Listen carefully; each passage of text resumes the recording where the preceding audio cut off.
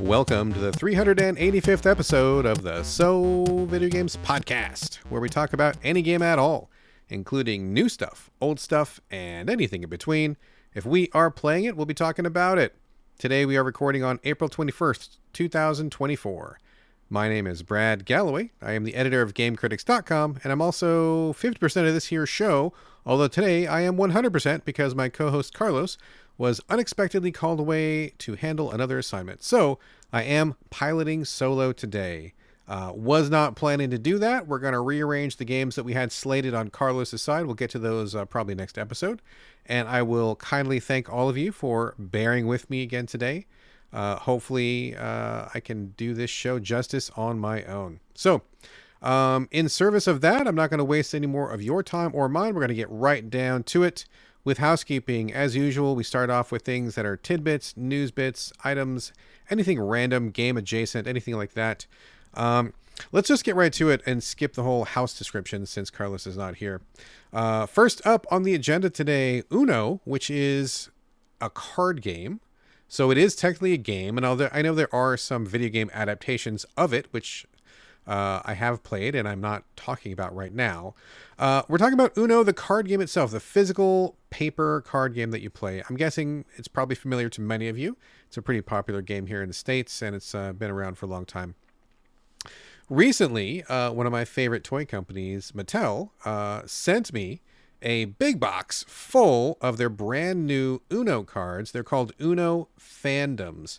Now, these are all the base Uno game. Like, this isn't like a reinvention of Uno or anything, but they have done this really cool thing where if you like a certain IP or a property, they've branded their Uno cards in the style of that particular IP. And they have given a little twist to each one. So once again, I did receive a big box of this stuff from Mattel. Thank you very much, Mattel. Love ya. And really quickly, I'll go down the list of what I got here. So if you like Uno, you've got Star Trek, the original Star Trek. I was hoping for Next Generation, but it's the original Star Trek with Kirk and Spock. You've got Masters of the Universe featuring He-Man, which is probably my favorite out of the whole set. Of course. What else would my favorite be? We've got Disney villains, which are actually pretty nicely done. I'm not a huge Disney guy. I don't hate it. I'm not opposed to it. It's just not my usual flavor, but some of those cards are pretty nice. You've also got Monster High. Definitely not my jam. It's like the monster-themed, kind of like Barbie-ish dolls that I'm assuming must be pretty popular because they've been around for a while. We also have Avatar, the Airbender, and possibly, people are always shocked when I say this, but I've actually never seen Avatar. It's always been on my list, and I just haven't managed to get the family on board to watch it with me. So I'm not super familiar. I mean, I know what it is. I've seen it a million times. You can't like be a citizen of the world and not have at least seen it once or twice, but I'm not super familiar with Avatar. And the last one is Harry Potter, but we're not going to talk about that because fuck J.K. Rowling and her transphobic Nazi beliefs. We're not going to cover that anymore, but there is one of those things. I guess if you're still doing Harry Potter stuff, we've kind of cut it out of our lives, unfortunately. But enough of that. So what this is in any of those flavors that I just described, you can get a pack of Uno cards, really well produced, nice paper quality, nice finish to them. And instead of the usual colors and numbers, you get like characters. So like in the Masters of the Universe deck, which I said is my favorite, you'll get like a card that has like He-Man, and one has Battle Cat, and one has Skeletor, and one has like the Land Shark and all that stuff. And so you play Uno as normal, but the twist here, and the thing that might perk people's ears up, is that each of these sets has a specific card tailored to that particular fandom that adds a twist to the game. We opened up all the boxes and looked at them all, and each one has a different card, so they're not the same. So for example, sticking with He-Man here, it comes with one extra card called, I believe it's called the Armory of Grayskull. And so when you get that card, what you do is you lay it down, and then you can look at the opponent's hands. However many opponents there are, they all have to show you their entire hand. You can choose one action card from each opponent. So like, let's say they have an Uno reverse, or they've got a draw 4 or something like that.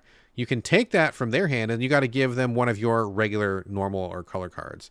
So you basically can take like the gotcha cards from everybody you're playing with, put them in your hand, give them all whatever you don't want, and then continue playing, which is a pretty cool twist. So each of these decks has its own kind of little spin like that, which adds a little fun to it and gives you like a little specific flavor, makes you feel like you're playing a little special game tailored to that little IP you're doing. And the cards, of course, look great. if you're a fan of any of these fandoms, I think you'll probably be pretty happy with the visual selection. I believe, if I'm not mistaken, this is the second time Uno has done a Masters of the Universe card set. I don't have the first one, but I remember somebody telling me about it, so I should probably track that one down. But I'm really happy with this one as well. Looks great. And so heads up, if you're an Uno fan, looking for something to play with the fam, or you just like to collect any of these fandoms, these are out there in the wild right now. They're out to be had. I believe you can probably pick them up anywhere you find card games or Mattel products. And there you go. Very happy with mine, and we're going to play some He-Man Uno tonight. Not a lot else on the agenda right now. The only other thing that sticks out to me is just a heads up on Helldivers. We're still playing Helldivers 2. I'm still playing weekly with the family. I mean, almost daily, honestly. And they just released a brand new mission. Well, I guess let me back up for a second. One thing that you might not know, and you probably wouldn't know this unless you play a lot, is that the developers have put caps on how much currency you can have. Now, I don't know if there's a cap on the real world currency that you pay money on. I'm guessing there probably isn't a cap on that. But there are caps on the other currencies, the in-game currencies, and I found this out because this morning I was looking forward to getting a big payout because I completed this big mission, and I was like, oh, okay, cool, I'm going to get some of these in-game currencies. And when my reward came in, it was 0, and I'm like, what the fuck? Why is it 0? And I looked at my account, and it was like I didn't realize that I had like hit my ceiling on the in-game currency I could hold. So if you are looking at regular basic samples, you can only hold 500 of those. If you're looking at medium samples, the orange ones, I'm not sure what the limit is. I think I'm currently at like 100 or something like that. So it's probably a little bit more than that, but probably not much more. I'm nowhere near the limit of super samples. I mean, those are really hard to get. I'm probably never going to max out on those. But the thing that really bugged me was the medals. Medals are used to cash in stuff on the battle pass. And I've been saving my medals because I know there's another battle pass coming. I've seen people whisper about a new mech suit that was coming, possibly a new vehicle that was coming. And so I'm like, okay, I'm going to save these up and I'm going to get whatever that new thing is on day one because I'm really excited for that. And I didn't realize I haven't been accumulating anything because I hit the limit a couple days ago. And so all of the rewards I've been earning have been zeros. And I just didn't even notice it until today because I'm like, that's weird. I had 250 medals yesterday and I've got 250 today. And I know that I'm like, oh no. And so I wish they would tell you that, like a warning or something to say, hey, you've hit your limit. You might want to spend some of these. Otherwise they're going to go to waste. A little warning sign would be great. Because I think it's way too easy to not notice that. And like me, get screwed out of a couple days worth of rewards, which doesn't feel very good. Okay, so heads up on that. Also, they have added a couple of new things to the game. There's a new, not an android, robot. The robot walker kind of looks like a big AT-AT from Star Wars. So that's a new enemy you might face. It's a mission all by itself, which is kind of fun. There's also the flying guys, the flying bugs. If you haven't seen those yet, they're not super common, but I have come across like these hives. They look like giant mushrooms, and they have these little bats that come out of it, and they swarm you, which is really irritating. And there's a new mission type, which is actually pretty cool. I think it's called Protect Vital Asset. I think that's what it's called. I might be getting it wrong. But basically, it reminds me a lot of like some of the siege missions from Monster Hunter. Oh gosh, was it Rise? It might have been Monster Hunter Rise, where you have to defend a certain point, and what you do is you set up your defenses. And so first, you put down any turrets or whatever you have, call down your weapons, but then there's these series of gates. And so you got to like run to the front gate and lock it, and then run back to the second gate and lock it, and run further back like towards your defense point to the third gate and lock it. And then you got to all run to the furthest most gate. Sorry, I can't talk. And then everybody like try to hold that gate like as long as possible. And then when that gate falls, you fall back to the second gate and hold that one for as long as possible. The whole time, like missiles are launching in the back, and the whole goal of it is to get all 8 missiles to launch before your gates fall and the enemies swarm. So it's a pretty cool mission. I like the concept of it very much. I think it actually works better than it did in Monster Hunter, to be fair. So I think it's good, but it's really fucked up right now. The balance of it is way off. There's a lot of glitchiness to it. So for example, when I was playing with my family, we tried it for the first time. We're kind of like feeling it out, seeing what it did. The drops, the enemy spawns are like completely out of control. We were getting like tank after tank after tank after tank after tank. And tanks are some of the hardest enemies in the game, and so we all had our stratagems on cooldown. We had all been tapped out. We had nothing left to give, like nothing we could use, and so we were just getting swarmed, like way too many, like really of the big beefy guys coming. There's just no way to push them back. That felt really unfair. And just out of control. And also, we noticed that some of the enemies did not have their pathing correctly, so they were like queuing up in weird places and not moving forward the right way. And then the worst part was some of the enemies were spawning inside the geography. So like there were these mountains or cliffs or something, and enemies would spawn inside the mountain, and they would be able to shoot out at us, but we couldn't shoot them. And so that was like complete bullshit. Like it was just really bullshit. So I think this is a really cool mission. I like it a lot in theory, in concept, but it is really busted. The balance is super off, and it's really glitchy. So it's going to be great once they get it fixed, but it is super not ready for prime time, and I'm a little bit surprised that they're letting it be out in the wild right now, because it is pretty problematic. So anyway, all right, that is all I had for the actual housekeeping part of housekeeping, but we did get some questions from people who listen to the show, and these are all from Discord. The first set of questions coming from good man Elijah from our own Discord, the So Videogames Discord. All right, so Elijah says, he's got to think a couple questions here. Do you think we'll see more games with persistent characters / DLC carry over like the Hitman games? So in case you're not familiar with the Hitman series, IO Interactive, the developer, has been doing a pretty killer job. They had some rough bumps and bruises in the beginning, but I think they've got their rhythm now, where you can buy into the Hitman series, and then you basically get like everything they've ever done. As far as like the older Hitman games, it's all been kind of reworked and packaged up together. I think they call it the World of Hitman now, I believe, for like the all-in-one umbrella package. And so you get the older games that have been repurposed, you get new missions, you get new DLC.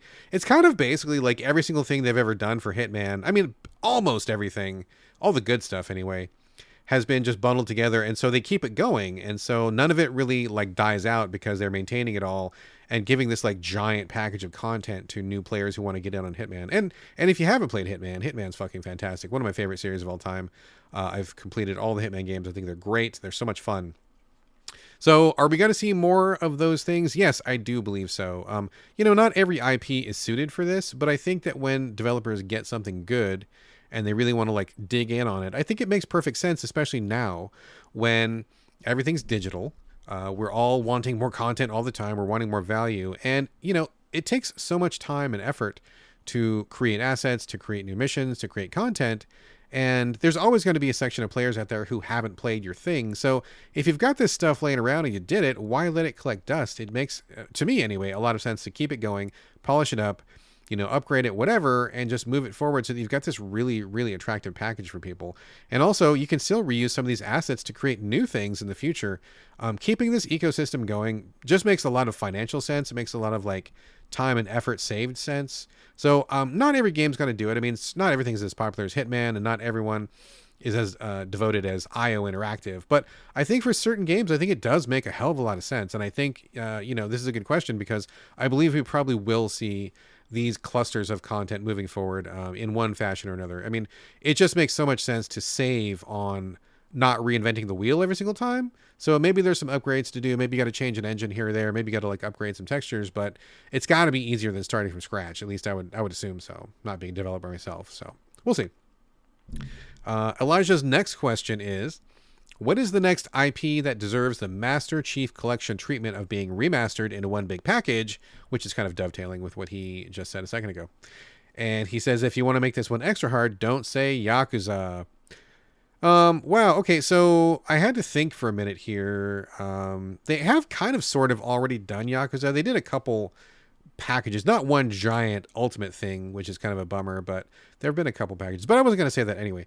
It took me a minute, but I think the thing that I would like to see most, which is also making me sad because I don't think that we will ever, are the Me games. The turn-based, kind of semi-turn-based tactics games, but they also have a lot of characters moving at the same time. It's a really unique spin on turn-based tactics in general, and I love all their games. I finished all their games. I'm a huge fan.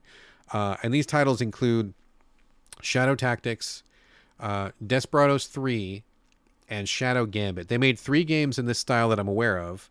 They all came to console, and they were all just dynamite. They were all so fun, so good. really nuanced, really detailed, really rich. Big, meaty. You can just sink your teeth into these and really just get in.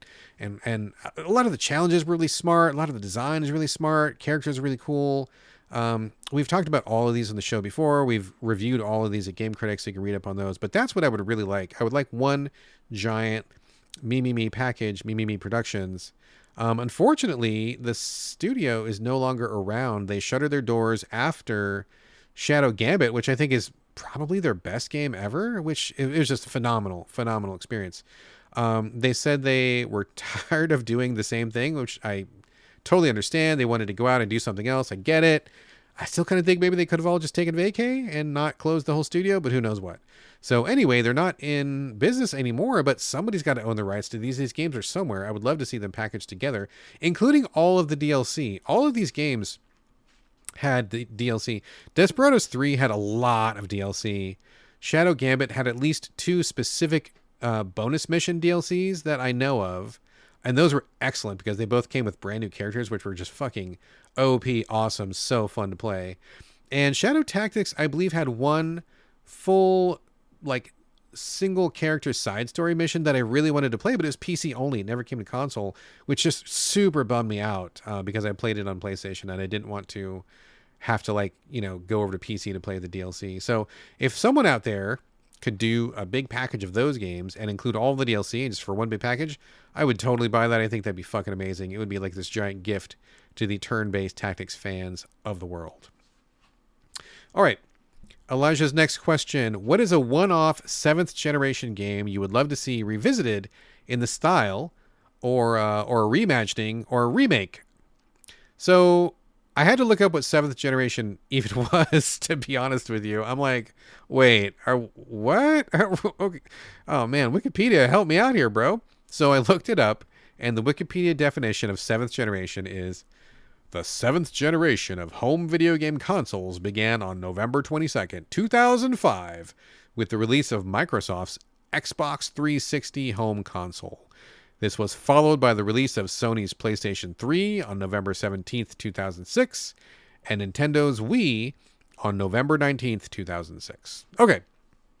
Now that has been defined, I think I can probably give you just a couple quick answers. I mean, there's a lot of those things that I think I would like to see again. I mean, some more than others. But if I had to pick just a couple, I think 2 of my favorite experiences from that generation of games. Number 1 would be Grow Home. Really small indie game coming from some amazingly talented people within Ubisoft. This was the game that they kind of made in the studio on their own spare time while they were working on other projects, and they brought it to the Ubisoft, you know, people in charge, and they said, hey man, we've been doing this, can we put this out? And they said yes, and it was just like this wonderful, exciting, kind of free, interesting, really heartfelt game. If you haven't played Grow Home, it's a really small thing where you play as a robot named, I want to say his name is Bob, or is it Bub? It might be Bub. He's a little red robot, and he is in space. His job is to help a very special plant grow from the surface of the planet up, all the way into the upper atmosphere and into space. And so it's like a giant Jack and the Beanstalk type situation where the plant gets started and then Bub goes down there and he's like climbing on it. A lot of it has climbing mechanics where you use right hand, left hand kind of stuff and climb up the stalk or the stems. You guide the growth of the plant. You like fly around. You have all these different abilities. You can water things. There's all the little side objectives. The whole thing is like probably like a 4-hour experience, maybe something like that. But it's just so fun and neat and singular. I don't know that I've ever really played anything quite like it, and I have very fond memories of it. I keep meaning to play the sequel, which was Grow Up. It's on my agenda. I haven't got to it yet, but I will. So Grow Home is something I would love to see done with like all the bells and whistles of modern technology. You could make it look so shiny and so pretty, and it would just be so fucking amazing just to like revel in the lushness of that while keeping the same heart and spirit that I thought was just so fucking charming. The other one to throw out there that I would love to see redone, reimagined, or remade would be Vampire. I know this game gets a lot of shit, but actually I think it's actually pretty great, pretty well done. I had a lot of fun with Vampire from Don't Nod Entertainment, where you play as a doctor who becomes a vampire, wakes up in a pile of bodies. It's one of the best openings to a game I think I've ever seen, where it's just like, wow, this is really compelling. What is going on? You feel for the character. You feel just as confused as he does when he wakes up, and it's pretty crazy. So you are in a, I believe it's World War One. It must be World War One. It's got to be. And he's a doctor in a war zone, and patients are coming in, but he's also a vampire, and so you're dealing with patients. You're trying to heal people, but you're also a vampire, so you have to like decide whether you want to suck people's blood or not. There's other vampires in the city. There's this whole system of where if you suck someone's blood, you get stronger, but it also contributes to the decay of the city. If you do not suck people's blood, then you are weaker, but it strengthens the community. There are certain people that you can suck blood from, and it doesn't matter because they're just like unimportant in the big scheme of things. Usually they're scumbags. And sometimes you can suck the blood from somebody who's like a pillar of the community, and it just fucks up the whole city because you've taken away somebody who was really key to the growth of the area. There's like so many interesting buttons and levers and pulleys in this game, and I think overall, just great character, great concept. I think it was really well done. I mean, it had problems. There were certain issues like the lack of fast travel, some loading issues, some of the combat was janky and stuff. So a reimagining of that would be just fucking phenomenal. I would love to play a better fixed up version of Vampire because they came so close to just knocking it out of the park the first time, and it was enjoyable regardless. So if you haven't played Vampire, it's definitely one to check out. All right, next and final. This is not even really a question. I guess it's a comment. And Elijah says, "What is Bub? Wolverine, don't hurt me. Don't hurt me. No mo." And to that I say, man, honestly, I struggled for a long time trying to come up with some X-Men themed rhyming song lyric twist, and I failed so hard. I had nothing. I'm sorry. You win this one, Elijah. I had nothing clever. I couldn't do anything with that, but I appreciate it. So thank you for sending that along. And if I do think of something, probably 6 hours after I finish this podcast, I'll DM you directly or something. I'll let you know. Okay. Another couple of questions here from John, good old John from Gaming in the Wild. He of Reykjavik. He asks us several things here, which I'm looking forward to answering. The first one he says is, what is the best thing you have played so far this year?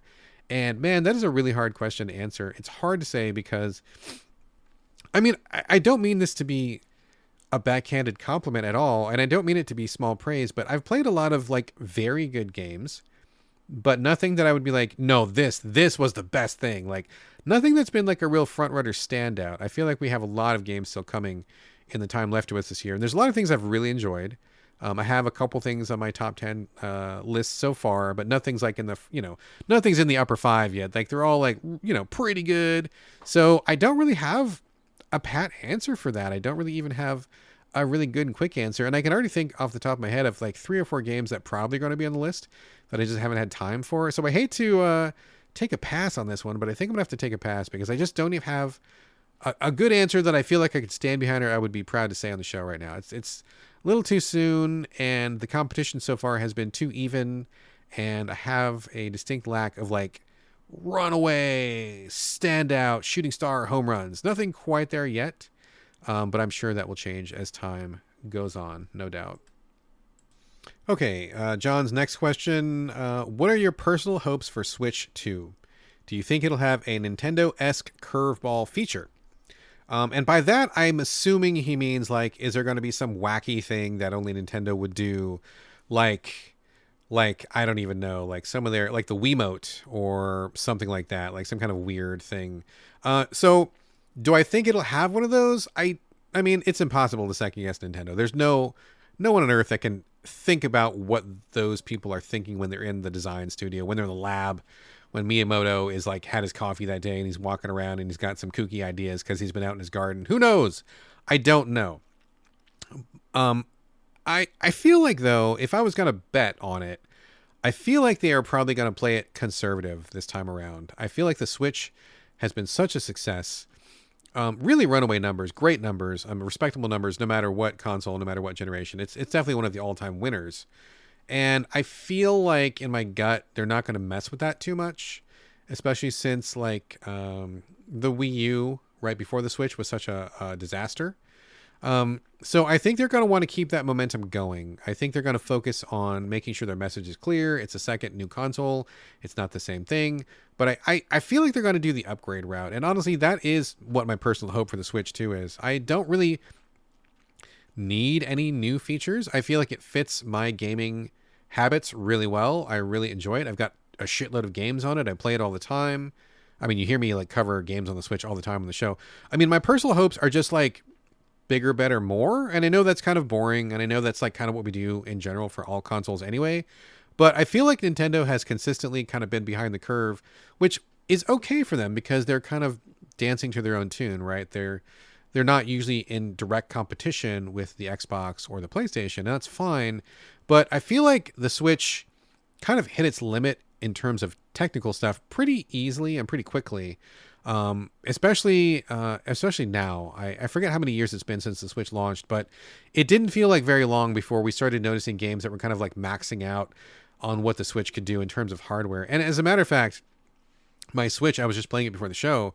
It's pretty slow. It's pretty laggy. And I think a lot of that has to do with the games I have saved on it, on the internal. I've also got a memory card that's in there.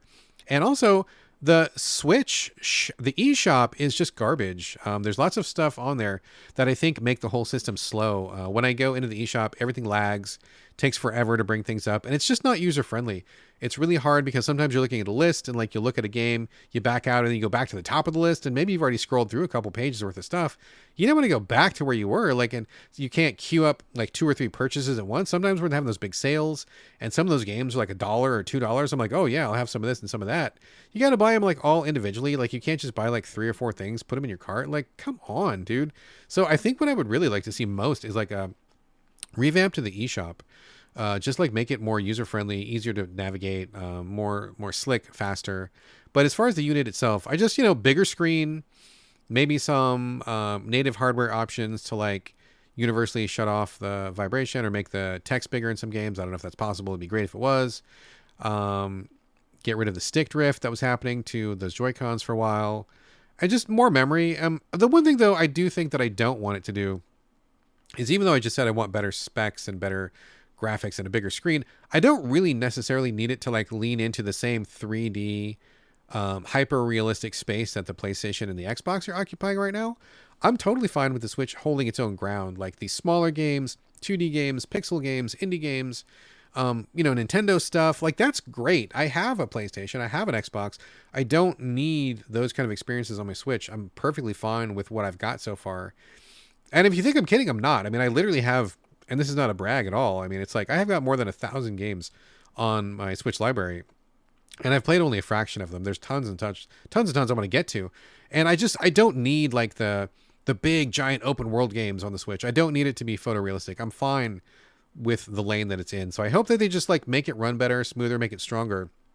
But I still don't think they need to compete directly with the Xbox or the PlayStation. So I wouldn't want to see them get into that territory. Excuse me, losing my voice a little bit there. Next question from John. And again, thank you, John, for sending these in. And thank you, Elijah, for your questions also. John says, what are the games you're most excited about this year? Tough one, because I don't tend to look too far ahead. As the editor of GameCritics.com and also as one half of the show, we get, so many emails. We get just drowned with PR and offers for games and codes and things like that. And it's difficult to look that far ahead because, I mean, every day I'm getting 15, 20 offers for various games. And so I don't need to look further than like tomorrow to see a whole slew of brand new games that I haven't heard of or games that I can check out. So I'm not looking months and months ahead. But I do want to answer your question. I will say one of the things I'm most excited about, and I don't even know why, it's very unlike me, but is Sandland, the one coming from Akira Toriyama and Tecmo Koei, I believe. I guess I just like tanks, and I like the idea of tooling around in a desert, and people have tried that formula a couple times. It's never stuck. Maybe this is the one that's going to stick. I would really love to get stuck into a good tank game. I think that would just be really fun. So I don't know that it's going to necessarily be my thing. I don't know, if it's going to be anything more than just a traditional, like kind of like action-y JRPG sort of thing. It may be nothing at all what I think it's going to be, but I am kind of excited just to try it out and just see where it goes. So I'm going to give that one the benefit of the doubt. The other one that I'm kind of excited about is a weird one. Rise of the Ronin, which is coming to PlayStation. In fact, it may already be out. I'm not sure. I believe it comes from Team Ninja and the same people that did Nioh, and this is kind of like an open world-ish samurai Nioh-like game. I love Neo 1 and 2, played them both, finished them both, think they're great. And they are the games that really turned me around on Team Ninja because I hated the whole Ninja Gaiden series. Fucking hated them. I think they're terrible games. Don't like them at all. I'm struggling to contain my vile language here because I spit on those games. But then they really surprised me by taking a hard left turn and doing Neo, which I think is great. And Neo 2 is also good. And I think this is kind of following in that vein. But the thing that's weird about this is because I have heard basically nothing about it. Part of that is because I'm just flooded with stuff and there's so many other things to look at. But also part of that is because Sony burned us a while ago. I don't know if I believe we said this on the show before, but, we used to get codes and hardware from the big three, Nintendo, Microsoft, and PlayStation. But we have been burned by all of them over time because, and this is just straight up honesty, because we're not afraid to give scores that are low. I'm not going to name names, but, basically we've been cut off of those lists. We don't receive codes from Nintendo directly. So we never get like Mario stuff. We don't get Xbox stuff like Gears of War or anything like that.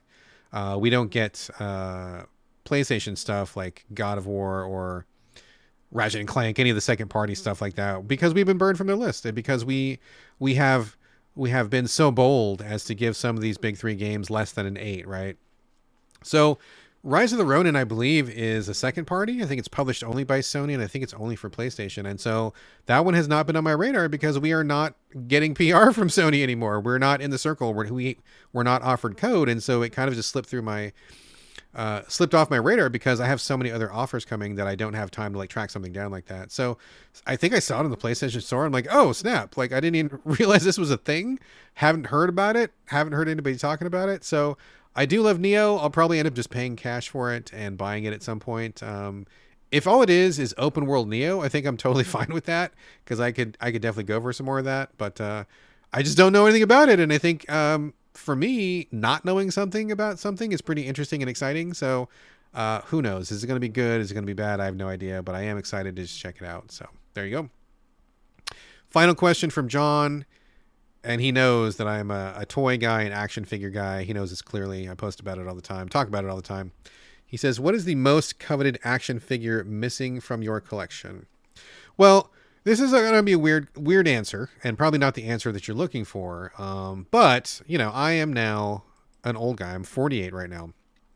And I was one of those kids that like took really good care of their toys, kept all the bits and bobs, all the accessories and such.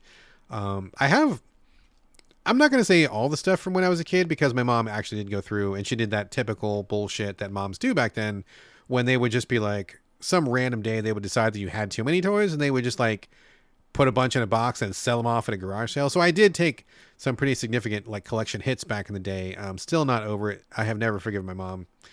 Never will. But I still had some of that stuff left over. So some of the really hard to get stuff I actually bought off the shelf when I was a kid. And I still have, so that's cool. Save myself a couple bucks there.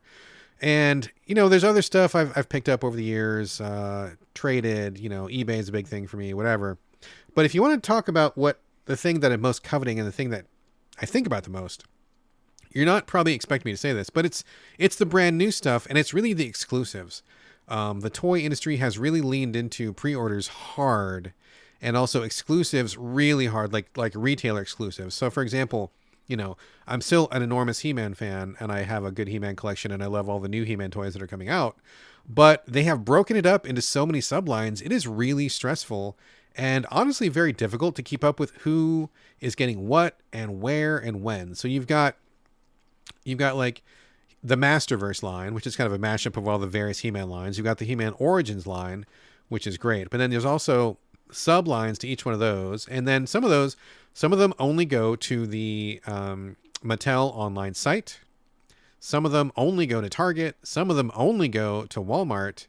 And then some of them are like online only. And then some of them are in stores. And so keeping track of like who's getting what and when and where and how and where's the pre-order and when do I need to get it and how, like it's like a lot, dude. And like that's what causes me the most stress. And that's the thing that I get most covetous about. Because, I'll see some figure and I'll be like, oh, wait, what is that? I didn't even know that was a thing. Where's that one coming from? Oh, it's coming from Target. Oh, okay. I didn't know about that. When? Oh, it's already out. Oh, I missed it. Oh, shit. And now I got to like run to eBay and pay like double the price because scalpers are selling it or whatever.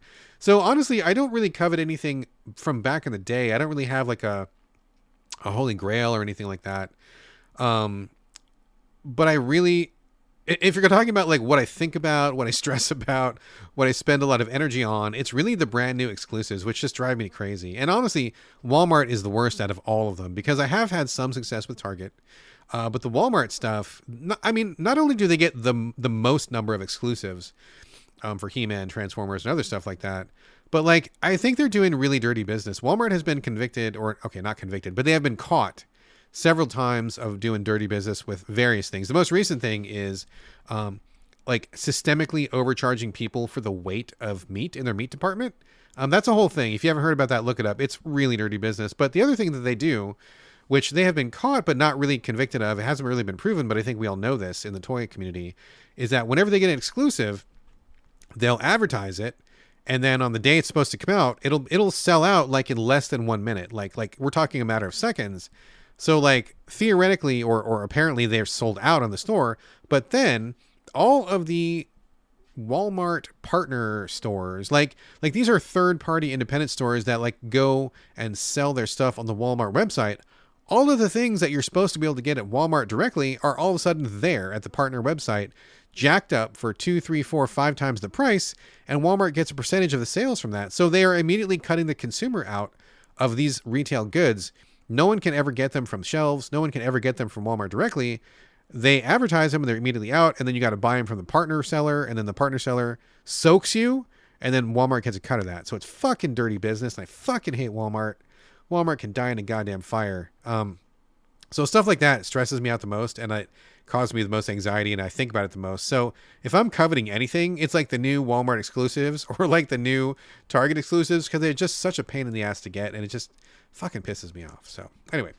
All right. Thanks again to everybody for listening and for sending in questions. Thank you, Elijah. Thank you, John. Before we get to the main portion of the show, just want to remind everybody that you can help support the podcast by going to patreon.com/the Soviet Games Podcast. Every little bit helps with the cost of hosting and upgrading equipment when necessary.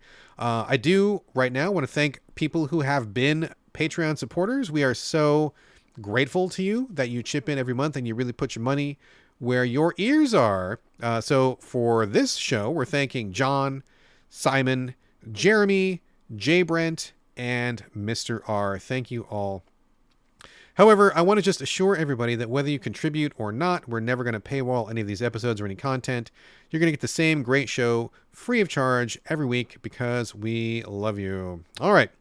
Also, heads up, we have a Discord, which any listener is free to join for no cost whatsoever. If you want to join the Discord, come in and continue the conversation with the beautiful, sexy people we have in our Discord. Like-minded folks who like the show, probably like the same stuff that you like, are probably just as cool as you are. If you want to come join those folks, join us in the Discord, the Soviet Games Discord. Just shoot me a message.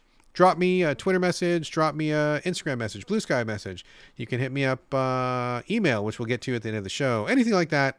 Hit me up. I'll let you into the Discord free of charge, and you can just continue that conversation. We'd love to have you. Okay, now I think we are done with the preamble. Let's get on with the main portion of the show here on episode 385.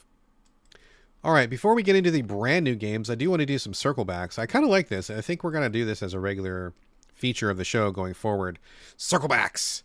Number one, it's kind of fun to say that word, but also I think it kind of lets us just come back and not have to devote a whole giant section to some of these games. But I think there are things worth coming back to and just kind of like briefly mentioning. So last episode, we talked about Broken Roads coming from Drop Bear Bites. It is the Australian post-apocalyptic isometric RPG, very much in the style of like old school Fallout. And by that, I mean the original Fallout 1 and 2, not the Bethesda stuff. I played it a little bit last week. I really liked it a lot. And we went into the details. So if you don't know the details, or if you missed that show, just go back and listen to number 384. You can hear what I had to say about Broken Roads. So I wanted to circle back. I'm nowhere near finishing this game. It's deep. It's rich. It's like a swimming pool full of chocolate. It's going to be a while, and I don't want to like rush through it. I don't want to do it a disservice by trying to get to the end as quickly as possible. So I have no idea when I'm going to finish it.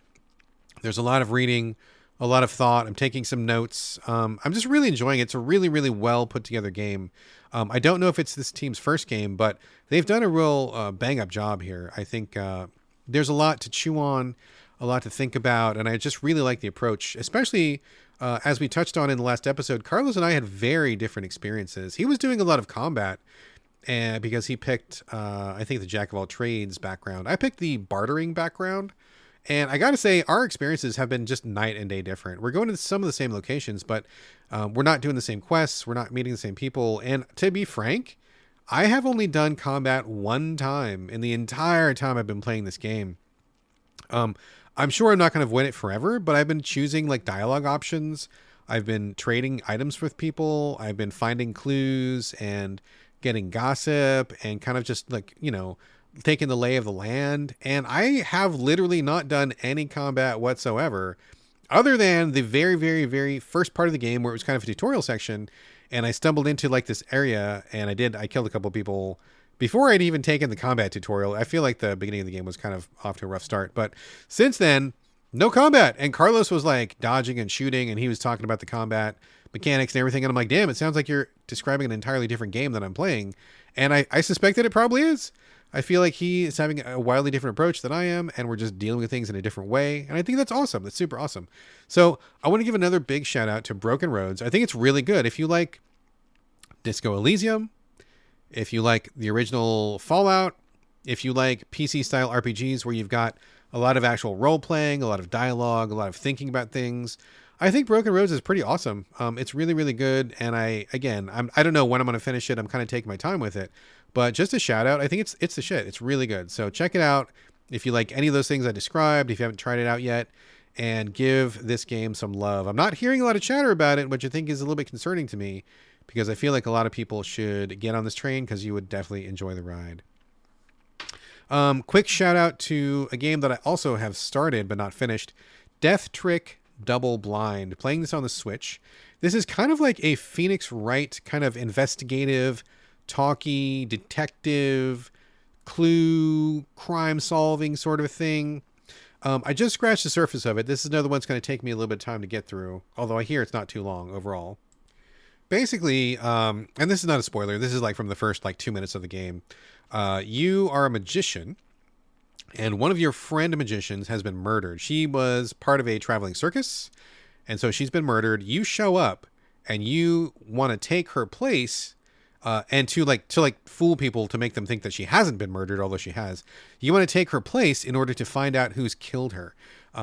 There's also a detective who is in this game as well. So you kind of go back and forth between the magician lady who is incognito and the detective who's solving things. Again, just scratch the surface of this one. I'm not very far at all, but I really like it so far. I think the art is great. I think so far the dialogue and choices have been very good. I think the menu system is really good. I have not gotten stuck. If any of you have experience with Phoenix Wright from back in the day, and I love Phoenix Wright, I'm not shit talking it at all. But if you remember Phoenix Wright, there was many times when you might get stuck because you just didn't know what you needed to do to move forward. Like some little clue or some little wrinkle where you're just not getting it, right? And so this hasn't happened to me so far. It's been very smooth, very straightforward, but I say that in the best possible sense. And so I'm really looking forward to kind of cracking this case and getting further into it. So just a heads up, this game exists. It came out a while ago, and I've heard literally nobody talking about it other than me. So I want to put this on your radar. If you like Phoenix Wright, if you like detective games, it's on the Switch. I'm playing it right now. Feels like a very good fit for the Switch. Technically, I'm liking it a lot. Death Trick Double Blind seems like a winner. I will come back and report on it once I'm done with it. But so far, it seems like something worth checking. If you're listening to this podcast, you probably should check this out. Last circle back here is on Warhammer 40k Chaos Gate Daemonhunters. I finished it. I've been playing it for a while. I put about 55 hours into it, give or take. This is the turn-based tactics set in the Warhammer 40k universe, which everybody knows I'm a fan of. I really like turn-based tactics. I like the big suits of armor, I like the big guns and the shooty shoot and the turn-taking strategy stuff. I really dig it. Really XCOM-ish in a way, and I like all those sorts of games. So putting a lot of time into this. You may remember that I got off to a bad start with it. I ended up like jettisoning my first 15 hours of gameplay because I was like specking my guys wrong. I didn't understand the systems. I just had made some bad choices. And to be fair, I don't think the game explains itself very well. I think there's a lot of really key concepts that do not get enough airtime when you're going through the tutorial. I think there's a lot of really important synergies that should be called out a lot sooner or at all. I think some things that really make or break the game need to be surfaced, and they're just not. So, I mean, maybe you knew some of that if you are a tabletop Warhammer player. Maybe some of this is supposed to be like ingrained knowledge, but I only play the video game versions. I don't play the tabletop, and so there was a lot of stuff I didn't know about these characters in this game, specifically the Grey Knights faction, and just about how the systems work. There's a lot of interconnected systems here that seem like stuff that you would be familiar with if you like are an XCOM kind of player, but everything has its own slight spin, like little differences that ended up being pretty significant. And so I had to like just abandon that first playthrough.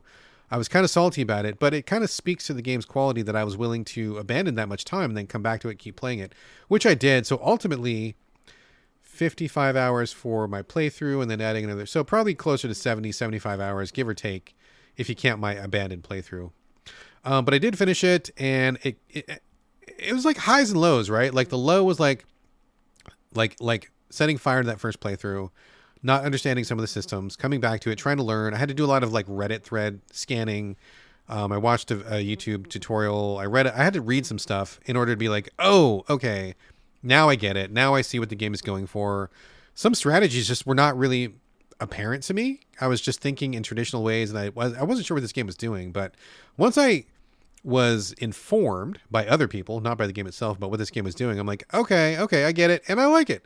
It's really fun. It's really cool. Once I just needed a better hand holding session, a little bit more of an inroad for me here. But once I got it, I was on board. So like it started low, and then it hit a series of highs once I was grooving on this game's wavelength. I'm like, okay, I dig it. I like these tactics. This is fun. I like Warhammer. This is a good use of Warhammer. I will say this game has a pretty, and again, I don't mean this to be negative, but like a pretty compelling for a turn-based tactics game story, where it's not enough to be a story on its own, but you're going to play tactics games and you need something to keep the action moving forward. And I think it does the job really well. They really have some good dialogue. They've got some great voice acting. I think the cutscenes really sell the game very well. It really explains the campaign, really explains what you're doing. They didn't have to do that, really did not have to do that, and they did, and I really appreciate it. I think it just makes the whole game so much better because you have 3 main characters you speak to over the course of the campaign. Sorry about that. And I grew to know them and like them, and I feel like they really added to my experience overall. So the Inquisitor, the captain of the troops, and also the person who runs the ship, like the man engineer, those 3 people I thought were great, and I loved talking to them, and I think it just made the whole thing stick together. So that was really good. And then when I got to the end of the game, I had another low because the final battle, it's one of those like ill-advised battles. And this is a spoiler, I guess, for the final battle. Mechanical spoilers, I suppose. But I feel like I should spoil this for people because the developers pull such a dirty trick that I feel like it's not fair. And I don't think that anybody would see this stuff coming, and you would really get screwed if you didn't know it was coming like I did. So basically what happens is you max out your characters pretty early. If you're using them consistently. And so I put together like a team of 4 people. And I was like, man, these guys kick ass. I got good synergy going, good upgrades. I got the good armor. I'm fine. And I used those same 4 people for like most of the campaign. It was just really fun. I switched a few people out. You know, one of them would get injured. I'd swap them out for somebody else here or there. But that was about it. And I had this really good core team. Turns out when you get to the final battle, you actually have to field 2 separate teams, which there has never been prior to that any need for me to do. I didn't need that because my 4 guys were good. And so when it got to the final battle, I put my 4 guys up against the boss in the boss area, but there's this outer area that you got to defend as well. And I had 4 basically like from scratch level 1 dudes trying to hold it down over there. And that was a shit show. So I didn't appreciate that like last minute, like, oh, BT dubs, hope you have a second squad ready to go, which I fucking didn't.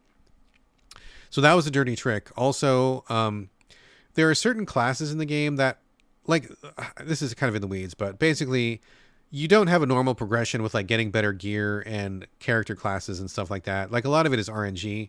And so there's some tricks to getting the RNG to work. I didn't do those tricks, and so I didn't have access to all the classes, which sucked. Part of the game is that you upgrade these abilities that are kind of like they're called basically like stratagems, where they're just like this bonus ability you can do in the middle of a battle. Like I think more than half the tech tree is devoted to these stratagems, like fully like half. You spend a lot of time upgrading them and activating them, and when you get to the final battle, they are disabled. So the stuff that you've grown used to using the whole battle, I had a pretty good healing power that I was using. I had a pretty good teleport power that I was using. Those are, yeah, fuck it. You don't get those. Those are gone for reasons. And I'm like, okay, that sucks ass. I do not like being made to rely on something the entire game. And then in the very last battle, that's not available. And then the final straw was kind of like, the last battle is in two parts. Like I said, one team is inside, one team is outside. And it is a long battle. Like you start chipping away at the boss. He goes invulnerable, and then you switch to your B team. You got to take down like a whole series of guys. Once you take down those guys, you go back to the boss again. Chip him down till he goes invulnerable again, then go back to your B team again. I mean, you basically go back and forth like 5 times, so it feels like fighting like more than 5 separate battles in a row, which is like a lot. Not only is it just like a lot of fighting, but it's like a lot of time. It took me at least like, oh dude, I want to say at least like 2 hours of like fighting that last battle, and that was like without any restarts or without any like huge errors. Like I was really playing at the top of my game there, and I looked ahead to get some tips because I was like, fuck this feels very unfair to me.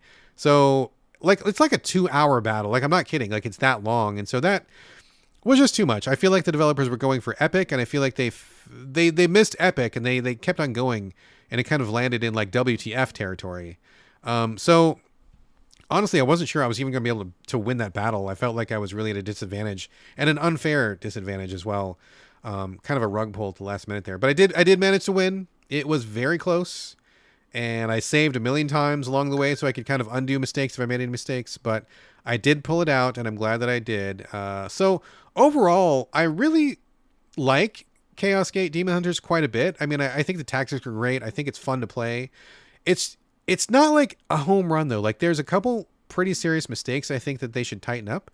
And I think if they tighten those up, this would be like an all-timer for me. Like it would be really, really good, really, really fun. One of the top tier tactics choices. And certainly it's at the top of the Warhammer 40K tier. I mean, there's a lot of bad games out there in the 40K universe, and this is one of the good ones. So I definitely would recommend it. It's just kind of heartbreaking that they do some of those choices where, you know, if they had fixed some of these things and just polished some of these rough edges, it would be an easy recommend to anybody. So it's a little bit disappointing. Also, I will say, pretty disappointing that apparently this game has some DLC campaigns on PC, but does not have them on console. And from what I read, there is no plans to bring them to console, which sucks because I would have played more of this game. Despite all the stuff I just bitched about, I did really enjoy the core of it. I put 55 hours into it, and I would like to play those other 2 campaigns. You get some of the other character classes like the Dreadnought, the big, huge mech suit. You get some other like assassin dudes. That looks really fun. I would do those. I would buy those. I would do it. But they're not bringing them to PlayStation, and I'm not really going to replay this on PC just so I can get to the DLC. So that's a bummer. I really wish they were going to bring the DLC across. Maybe they will, but from what I've seen, that's a no-go. So kind of a bummer on that. But there you go. All right, that is the end of the circle backs, and now we are moving forward into the brand new stuff. All right, just to give you a peek behind the Videogames curtain here. 1 second ago, I said I was about to jump into the main portion of the show, but unbeknownst to you, dear listener, I got a text at that exact moment from my wife, who was getting home an hour and a half early. I had planned to get the podcast done before she got home, but she's like, I'm on the way, and I'm like, oh, snap. So I had to put everything on pause, and it is now about 3 hours since the last time you heard my voice. For me, 1 second for you, but in that time, I cleaned the house, and I cooked a full dinner. We had lime and mint shrimp. I made spicy brown sugar, Japanese yams and carrots. And I made a Japanese style coleslaw. And we ate that. And then I cleaned up. And now I am back doing the podcast. So it's only been a moment for you, but it's been a whole evening for me. Gotta love how that works. Okay, first game of the main portion here. Hellstuck, Rage with Your Friends. Got a code for this from the publisher, so thank you very much. This is a 2D pixel-based, one of those massacre platformers. It looked kind of cute when I looked at the trailer. You are basically a little demon guy, and it looks like your only form of interaction is jumping. So you start at the bottom of the pit of hell, and it's all, it's all very light. I mean, there's little torture animations happening in the back and stuff, but like it seems very pixely and not gory or anything like that at all. So you're this little demon guy, and your goal is just to jump from the bottom of the pit to the top of the pit, and there's multiple platforms along the way. Now, watching the video, I was like, okay, this seems kind of fun. I could go for a little platform or whatnot, but I didn't realize it was like a massacre, hardcore, ragey platformer. I guess the title should have given it away, although to be frank, I only saw the title Hellstuck. I didn't realize the subtitle was Rage with Your Friends.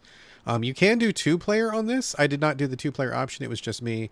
I cannot even remotely imagine playing this with a second player because I was already ready to throw my Switch across the room playing it by myself. So you can only jump, and you have to hold the jump button down for a certain amount of time. Little presses give you small jumps.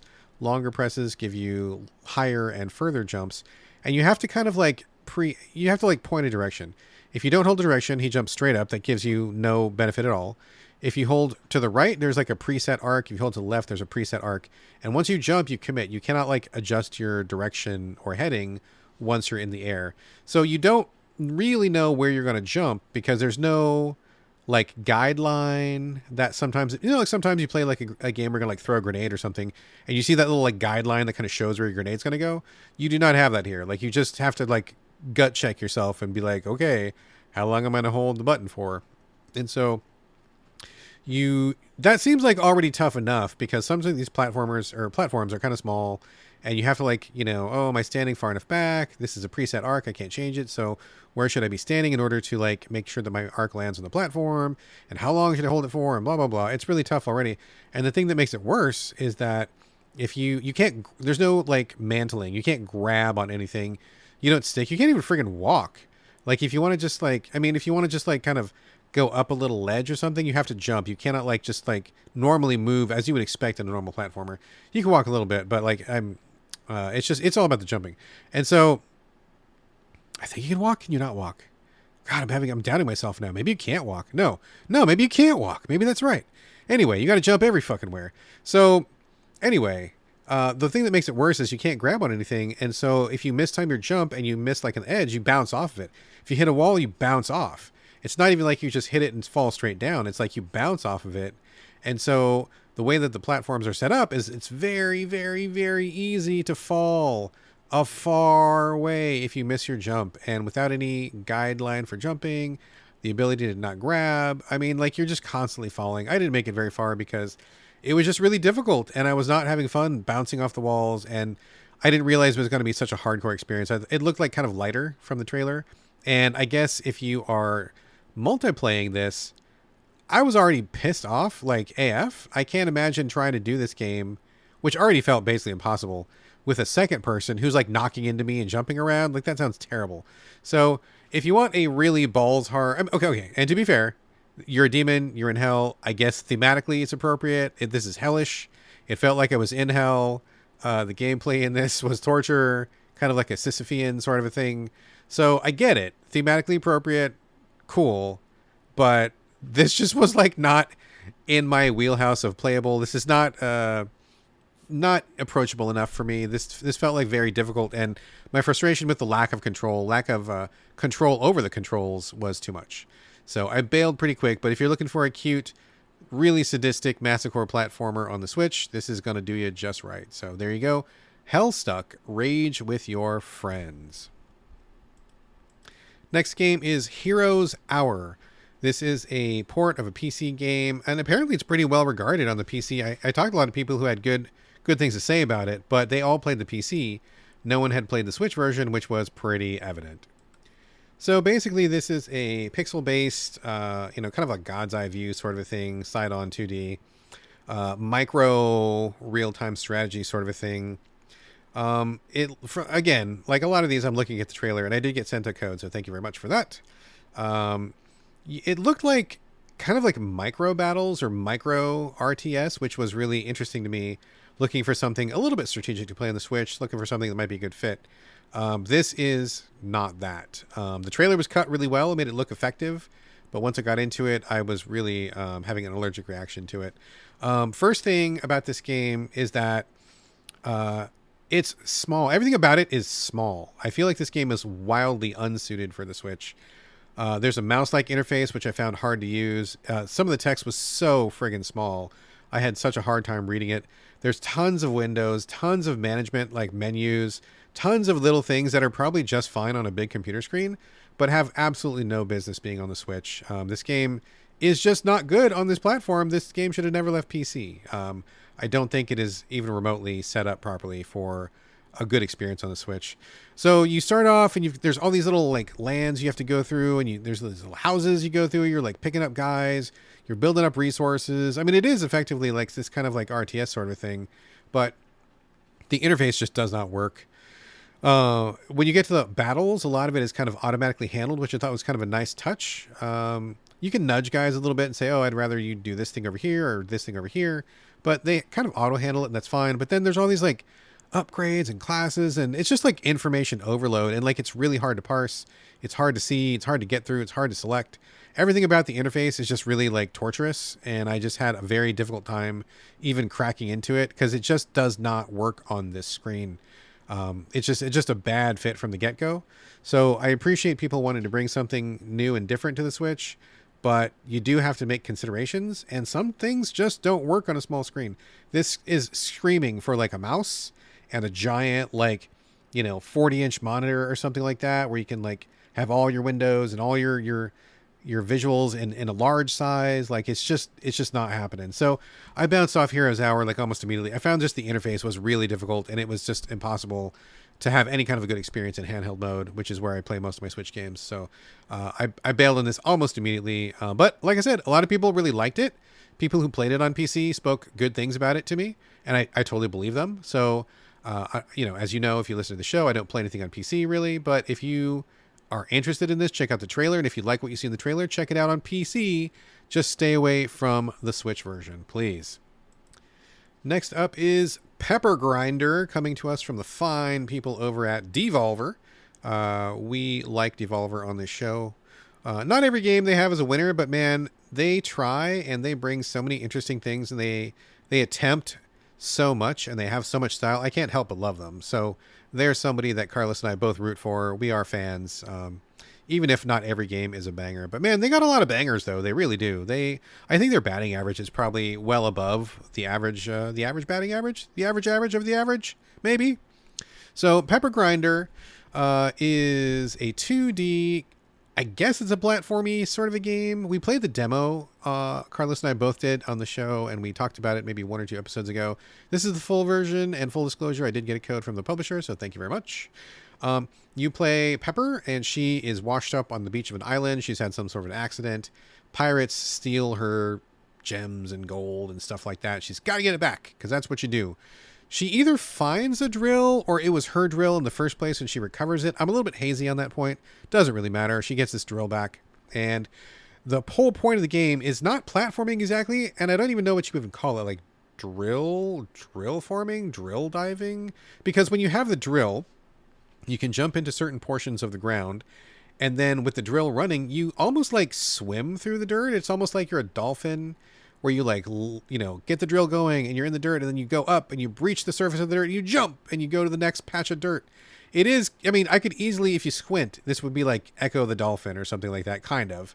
So it's almost got like an aquatic feel to it rather than like a drilling feel. It doesn't feel like Dig Dug or anything like that. No, it doesn't really feel very underground at all. It feels very like aquatic and free and fast flowing. So that's kind of a neat spin for something like this. Basically, you go through a series of levels, and it becomes kind of acrobatic and platformy, where you are trying to go from dirt patch to dirt patch. And it's not just all on the ground. Like there's on the ceiling, they're on the walls. Sometimes there's little loop-de-loops.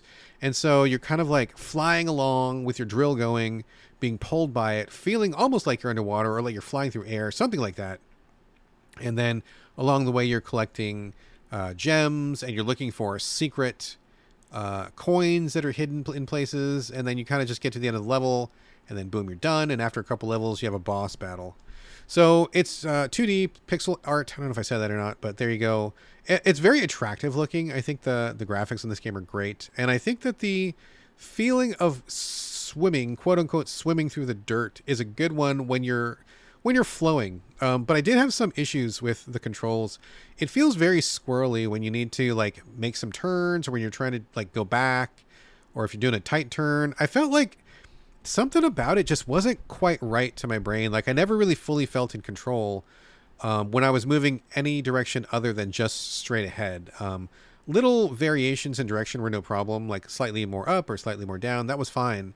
But when I started doing like some of the circle moves, like going back to get some gems that I missed, or trying to like make some tight turns, it felt a little bit like overtuned or overcorrected to me. Like I didn't feel like there was very much give or margin for error in the controls. And so I struggled with a little bit. I mean, it wasn't terrible, but I never got in the zone of where I would feel like my character was moving according to my thoughts, like the controller disappeared, like that never happened for me. Like I always felt like I was fighting the controls a little bit. Not terrible, but it was kind of an issue for me. But going through the levels, swooping, diving, going from dirt patch to dirt patch, it's really cool and really fun. I love the speed of it. I love when you're just kind of just jamming through.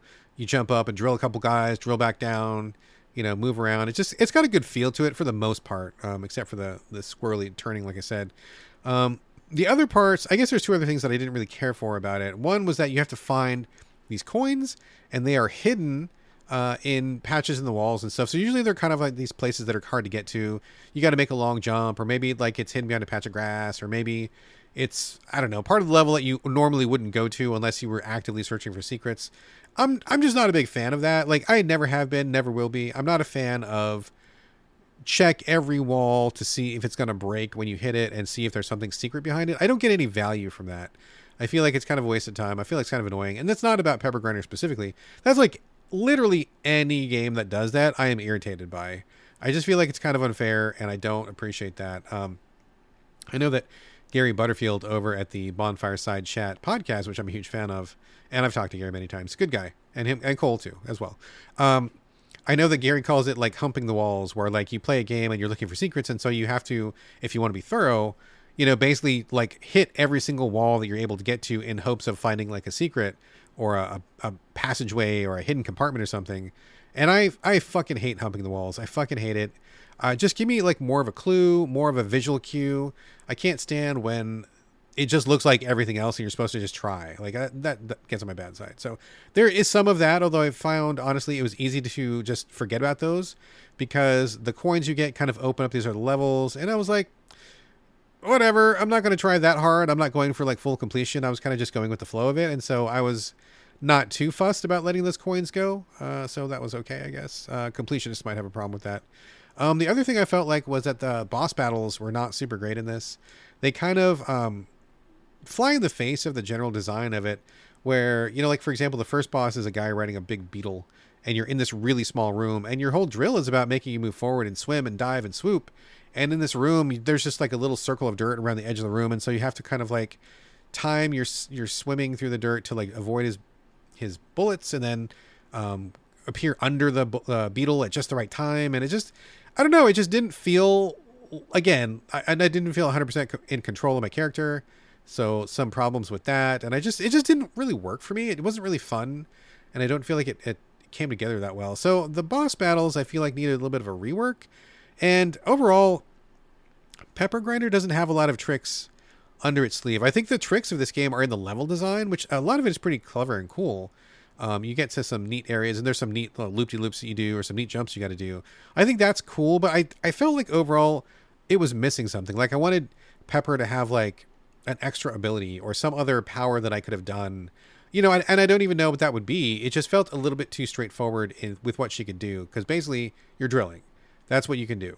And I just felt like there should be an iteration on that, or a spin, or an upgrade, or something. I mean, maybe something comes later on. I didn't get super far into it, but from what I saw, I was like, okay, I get it. I'm drilling. This is fine. But I kind of want to do a little more agency over my character, and I just didn't get there. So yeah, it's pretty good overall. Like, I mean, I think it's fine. I had fun swooping and swimming through the dirt and being a dirt dolphin. I think that was cool. But it didn't hook me. Like I wasn't like, oh, I'm gonna max this game out. I'm gonna 100% this game. Like I didn't feel that drive to do that. So give it a shot, see what you think. I think it's definitely more win than it is lose. But it's I don't know, just kind of lacking that little secret sauce. Good, but not like super great, I guess, if that makes sense. All right, what do we got next here? Checking the agenda. All right, the last game in the news section here is called the Kindeman Remedy. This is a 2D, kind of a time pressure juggling actions game. That's super not what it's called. That's not the right genre. I don't know what you even call this genre, but basically, it is a 2D game set in a prison, and you look at the prison side view like an ant farm cutaway, and you are jumping back and forth between Dr. Kindeman and the nurse, who is also a nun that assists him. They are both really sick puppies. They are conducting experiments in this prison, and all the experiments have to do with torturing human beings, the prisoners who are there. And so they are ostensibly there to heal the sick people of the prison, which they do sometimes. But they often poison people and kidnap them and bring them down to their secret lab and do these gross experiments on them in order to further whatever it is that Dr. Kindeman is working on. And to be frank, I'm a little bit hazy on that. So the action on this is very reminiscent of Ravenous Devils. I don't know if anybody remembers that. Ravenous Devils was a game I fucking loved. Like, I think it was either last year or the year before. That was based on Sweeney Todd. Same sort of ant farm 2D structure. And in that game, you play the, I don't know, the tailor or the whatever he was. I don't think he was a barber. I think he was a tailor. And then the person who's running a cafe, just like in Sweeney Todd, like, you know, you bring some people in, you kill a couple, you make them into meat pies, and then you sell the pies. That was a great game. I really loved it a lot, despite the dark imagery. And some of the stuff in that was like fucking gross, but it was still really compelling because you were like baking pies and getting ingredients and balancing serving customers. And so there was like all this time pressure of, you know, waiting tables and cooking the food and getting recipes. And it was just like a really, really cool experience. Really fun to play. And it had a neat story and a neat theme that you don't see too often. So I don't exactly know what the connection is. The Kindeman Remedy is extremely similar to Ravenous Devils. And from what little information I was able to gather, it seems as though, if anybody knows that I'm wrong on this, please correct me. It seems as though the people who did the port for Ravenous Devils, I guess, liked it so much that they went off and did their own game that was based on Ravenous Devils, even though, as far as I can tell, like, nobody from the original game's development team is on Kindeman Remedy, even though when you hold them up and look at them side by side, I mean, they seem like relatives. They seem like one is the sequel to the other, basically. So it's very, very, very similar DNA. And since I enjoyed Ravenous Devils so much, I was like, oh, I would love to play more of that. Unfortunately, the developers of Ravenous Devils went in a completely different direction for their next game. I believe they, instead of doing a 2D time-based game again, they went to do a 3D narrative horror game, and I watched the trailer for it, and it just didn't seem anything like I was interested in. So I bounced off that. I don't really have a plan to play that, but I did see Kindeman, and I'm like, okay, this seems like the same thing, and in this particular case, that's okay because I want more of that. Let's do it, and here we are. So what do? You start off the game, and I will say the tutorials are bad. They don't explain things very much. They don't explain the systems very much. You kind of have to do trial by error a little bit, but thankfully there's not too much going on. And so I feel like most people will probably figure it out sooner rather than later. You have the choice of administering medicine to prisoners, and sometimes you can also give them poison. So you have to balance poisoning people because you need to kill them and get their bodies and do experiments on them. But you can't do too many because then people will realize you're killing too many people. So you got to kill just like a certain number. And then the rest of them, you actually have to heal by giving them medicine. So in one part of the prison, people will queue up to get pills. In another part, they'll line up to get IV drips. In another part, they'll line up to get surgeries. And so your characters, the nun and Dr. Kindeman, are running back and forth between the rooms. You know, Dr. Kindeman will be downstairs doing a surgery real quick, and then he's got to run back upstairs and make some pills. He gets the pills to the nurse, and the nurse gets them to the dispensary. She gives them, and got to get the pills to the guys before their patience meter wears out. And so it's like kind of this back and forth, like juggling or spinning several plates at once where, you know, oh, we're running out of pills. Got to make some pills. Oh, got to get the pills to the prisoner. Get them up there. Oh, the IV guy needs an IV. Get that up there. Oh, we're out of IVs. Make one real quick. Oh, got to do this and that. Back and forth, back and forth, back and forth. It's funny because I don't know that I would really say that this kind of time pressure game is something that I really enjoy, but I had such a great time with Ravenous Devils. I decided to give it another shot, and I am enjoying this. I feel like so far the difficulty has not been very difficult. I don't feel like I have had more time pressure than I can handle. But it does feel kind of like bare bones. I don't feel like the narrative is as good or as well defined here. I'm kind of like wondering, like, what is my ultimate goal? And one thing that was really great about Ravenous Devils was like there was frequent story interludes. So even though the gameplay got kind of repetitive, like you're making pies, you're killing people, you're making more pies, you're slaughtering the people, like selling the food, it kind of got in this like routine loop. But you had enough story to kind of drive it through, and the gameplay was just satisfying enough that you were fine to do another round of it because you wanted to see what was going to happen. In Kindeman, I feel like I need more story, and I don't quite have a handle on like why I'm here or exactly what's going on. I mean, I get that the doctor's like a sick puppy and he wants to like torture people, but it doesn't feel as structured, and it doesn't feel as like I don't know, disciplined in the same way that Ravenous Devils did. So what ends up happening is you do a day, you kill/heal people. At nighttime, you do your experiments, and then you repeat the cycle. Every couple days, somebody gets executed in the electric chair, and you can either let them die, or you can give them medicine that pretends to kill them, and then you bring it back downstairs when they're still alive, and then you torture them. That part was a little bit eyebrow raising to me, because Dr. Kindeman has a book, and he's got all these different experiments that he needs to do. And it's like, oh, number 1, hacksaw the hands. Number 2, hacksaw the feet. Number 3, hacksaw the genitals. And yes, genitals is a choice in this, which did give me some real pause.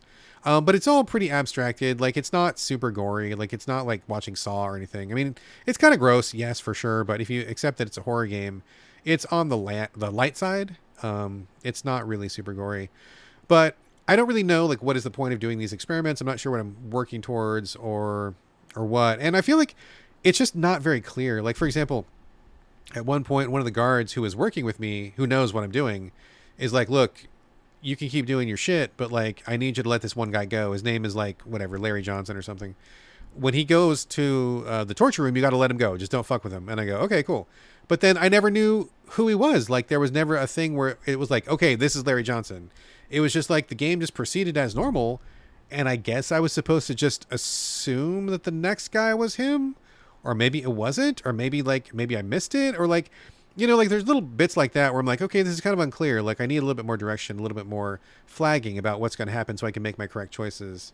And so, I don't know, I'm still playing it right now, and it's difficult because I only played at nighttime. This is not the kind of game that I want to be playing when my son is up and around in the room and stuff like that. So I've only been playing at nighttime, very limited time, and I'm making slow progress. So I do want to see where it goes, and I want to see what happens. And I do enjoy the whole balancing of the got to make the medicine, got to get the medicine, get this guy over here, get over here. Oh, get down to the surgery room, hurry up and do this thing. Like it doesn't seem like my jam, but I am enjoying it. I need a little bit more story. I need a bit more focus. And I'm curious as to how this is going to evolve. What's going to change? Is there going to be any changes in the formula, or am I going to simply be repeating this kind of process until the end of the game? I don't know. So I don't need it to like radically evolve, but I think I do need a little bit more than what I'm getting so far. So we'll see. It's still early days, and I'm curious enough to see where it goes. But again, the Kindeman Remedy, it's horror. It's a little bit gross, although probably not as gross as you're expecting. And we'll see what happens. So the jury's out on this one, but I am curious. All right, folks, that is it for the main portion of the show. Those are all the games I'm going to be covering this week. As we normally do, we do have a couple little last bits and bobs to talk about that are not game related before we bounce. I will go ahead and share a couple of those with you right now. Let's see here. First one is that my son and I are 2 episodes away from our first full, complete viewing of Star Trek The Next Generation. You know, I like Star Trek. I don't know that you could say that I'm like a Trekkie or, you know, a Trekker, or I'm not sure what the proper term is. I'm not like a hardcore fan. I don't own Spock gears. I don't own like a Starfleet jersey or anything like that. But, you know, I've watched plenty of Star Trek over the years, and I would say that I am a fan of it. And so, but I've never seen every episode of Next Generation, even though that is my Star Trek, right? Like, I've seen the old stuff, and it's cool. Kirk and Spock are great. They're good in my book. But, you know, Star Trek TNG was what was on when I was coming up. I mean, I was in high school, I think, when it started airing, or maybe middle school or something like that. And so it was just around, and we talked about it, and it was the thing. And so I have really fond memories of it. And now that we are almost done, 2 episodes away, it really holds up. It's really good. There's some rough patches here and there. There's some questionable stuff here and there. Some things maybe haven't aged super well, but overall, it is really strong. It really does like stand up the test of time. There's very few like gaffes or very few things that are not acceptable these days. So I really have enjoyed it. And the cast is so great. I mean, Picard and Riker and Troy and Data and Geordi and Dr. Crusher and Wesley and everybody, Worf. It's just been great to go back and see them. And for my son, who's seeing them for the very first time, I wasn't sure if he was going to click with it or not, but man, he really got into it like a lot. He really enjoys the show just as much as I do. So it's been a treat to be able to watch the whole run. And I think, I can't remember how many episodes there are, but there's quite a few episodes and we're almost done. So it's been good. I think after this, we're going to watch the movies. I remember the Star Trek Next Generation movies not being great. And I think that's kind of par for the course with Star Trek movies, no matter what series you're talking about. I think they're 50-50 on being good or bad. I don't have a lot of fond memories of the movies, but honestly, I don't remember them very clearly. I just remember not liking them. So maybe that'll change. We're going to watch all 4 of the movies, and then we're going to watch the Picard series, which I've heard about. Also heard some mixed over there. Heard it finished stronger than it started, so we'll see. But my son is like on board. He's like, we're going to watch all this stuff. We're going to watch all this Star Trek after we're done. We're going to watch Deep Space Nine. Then after that, we're going to watch something else. And I'm like, okay, cool. So I'm on board for that. It's really neat to share something like that with my son. Speaking of sharing, my wife and I have been watching some animation at nighttime after the kids in bed. And we started watching Gravity Falls. Rewatching for me. I've seen the whole thing and I love it. Watched it with my son when my wife was working during the day I'm still a homeschool dad, but when my wife was working full time and I was staying home full time, we watched a lot of series and caught up on some of these cartoons. And Gravity Falls was one of the ones that my son and I binged when he was younger. And so my wife has never seen it. She was at work the entire time. So we told her about it and she knew that we liked it, but she never had the chance to watch it. So we're watching it now. We just watched the first couple episodes last night. She's into it. I think it's just going to be a me and the wife thing, and we're going to just go through it. It's really good times. If you've never seen Gravity Falls, it's about 2 kids who go to this small Oregon town for summer. They stay with their Uncle Stan, and it's full of like X-Files stuff happening. Weird monsters, unexplained phenomena, cryptids, aliens, interdimensional Cthulhu stuff, like whatever. Lots of like mysteries, lots of clues, lots of just like, inside jokes and stuff like that. So it's really cool. It's on Disney Plus, and I think it's probably on a couple of places too, but it's really top shelf viewing. One of my favorite cartoons of the last couple decades, probably. It's really good stuff. Alex Hirsch is the man behind that, and he's really funny, great writer, great creator. So fan of his for sure. Gravity Falls is good stuff. And my wife and I did finish up Davy and Jonesy's Locker, which is playing on Hulu. This was the show about 2 high school girls who fall through a dimensional portal in their locker, and they have these multiverse adventures where they go to these places where it's all alternate dimensions, where it's all like these weird shattered and fractured looks at their universe. Some are more different than others, but they've all been pretty funny. It's a lighthearted show. The 2 leads are pretty good. They're pretty acerbic, pretty quick-witted, very, very sharp and funny. Lots of goofy, weird. It's kind of like a female version of Bill and Ted's Excellent Adventure with like sharper wit and a little sharper jokes. Different vibe though. They're not as easygoing. I think they're kind of like, I don't know. They just have a different tone to them. I think it's probably more a sign of the times than anything else. But they are very smart and quick and fun. It's been a great show. I think it ran for 10 episodes. It seems like they're gearing up for season 2. And I would be down for more of that if they do end up getting season 2. So fingers crossed on that one. But if you're looking for a good family show, I think it was pretty appropriate for families. It's also good for grown-ups if you like that kind of stuff. Lighter fantasy sci-fi.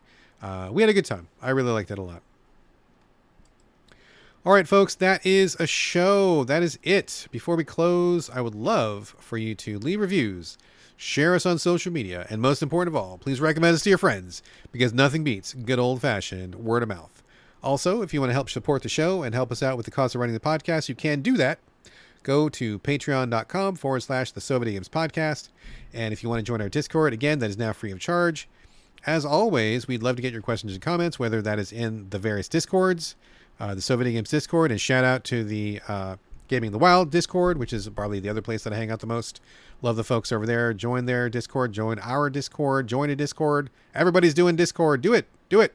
So if you want to join ours, let me know. No cost whatsoever. Just give me a message. You can hit us up. sovideogamespodcast@gmail.com, or you can also hit me up directly. I am on Twitter. I'm on Blue Sky. I'm on Instagram. It's my name, BradGallaway, all A's, no O's. And this is going to do it for episode 385. Thank you again for joining me here on the So Video Games podcast, and I'll see you next week.